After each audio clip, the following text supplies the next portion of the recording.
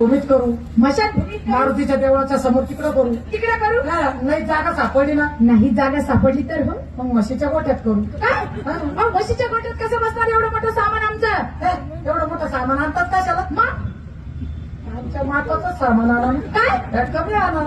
जागा जेवढी आमच्या सोयी तेवढंच आणा. तेवढं म्हणजे कसं?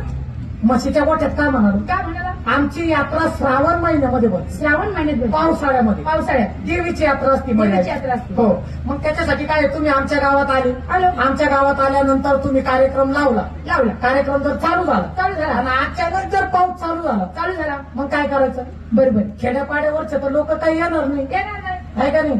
मग काय तुम्ही हे आणि हे आणि 4-5 जण हे हा आपला म्हशीचा गोठा आहे हा आणि आपला कार्यक्रम आहे. काय? हे तमाशाचा. तमाशाचा.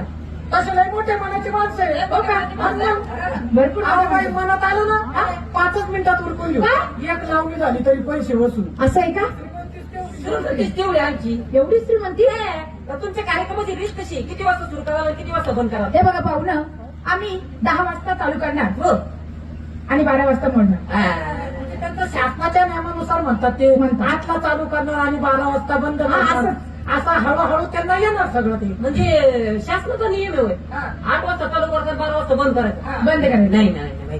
वर्षातून एक वेळेस गावची यात्रा भरती. गावची यात्रा भरती आमच्या तरुण मित्र मंडळाची करमणूक भरपूर झाली पाहिजे. झाली पाहिजे. म्हाताऱ्या लोकांची करमणूक भरपूर झाली पाहिजे. झाली पाहिजे. आणि खास करून आमच्या गावात आया भगिनी येतात. येतात. आया भगिनींची करमणूक भरपूर झाली झाली पाहिजे. पाहिजे. त्यासाठी आम्ही आमचं तुम्ही तुमचं रात्री 10 वाजता उभं करू. काय? कार्यक्रम कार्यक्रम.